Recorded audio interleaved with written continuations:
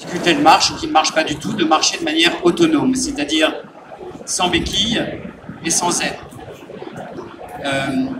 Ça a été un long développement qui nous a permis, à partir de l'an dernier, de faire marcher des personnes qui avaient une paraplégie complète, pour la première fois au monde, de se lever et de marcher de manière autonome.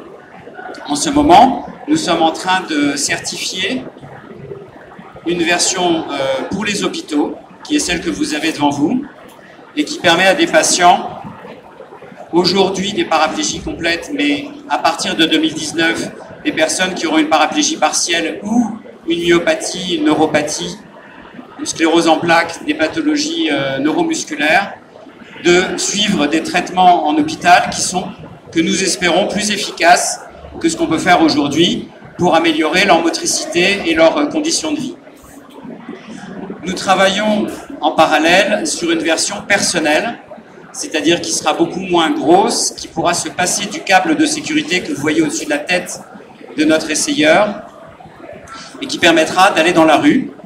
Donc d'ici quelques années, nous espérons être les premiers à proposer un exosquelette qui permettra aux gens qui sont privés de mobilité de retrouver une bonne mobilité dans leur vie de tous les jours.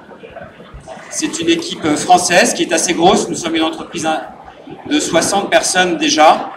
C'est une technologie qui est très difficile à développer. Faire marcher un robot de manière autonome, en marche, avec une marche quasi humanoïde, c'est-à-dire qui ressemble à la marche d'un être humain, c'est un challenge mathématique, logiciel et mécanique que, pour l'instant, nous sommes les seuls à pouvoir tenir. Donc ce qu'on va vous montrer, c'est simplement ce qu'on réalise en essai clinique et qu'on réalisera de manière routinière dans les centres de soins à partir du début de l'année prochaine.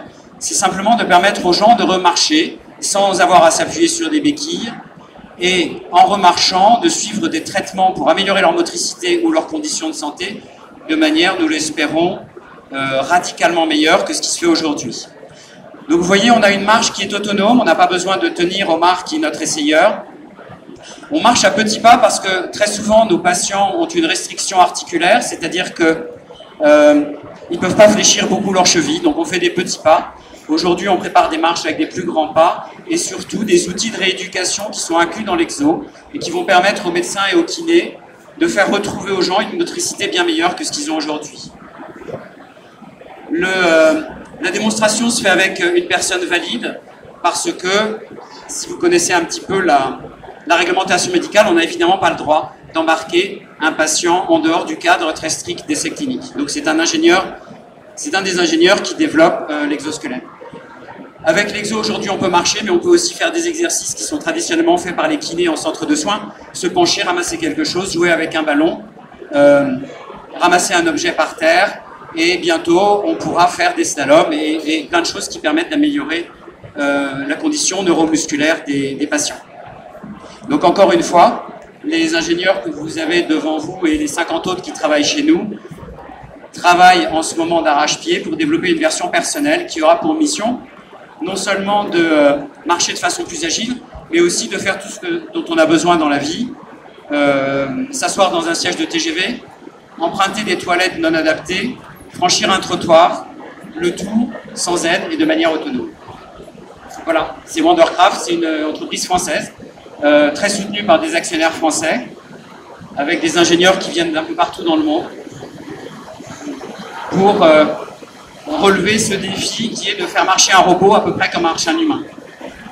Donc aujourd'hui, on a une marche qui est encore un petit peu robotique. D'ici un an, on vous montrera un robot qui marche quasiment comme un humain.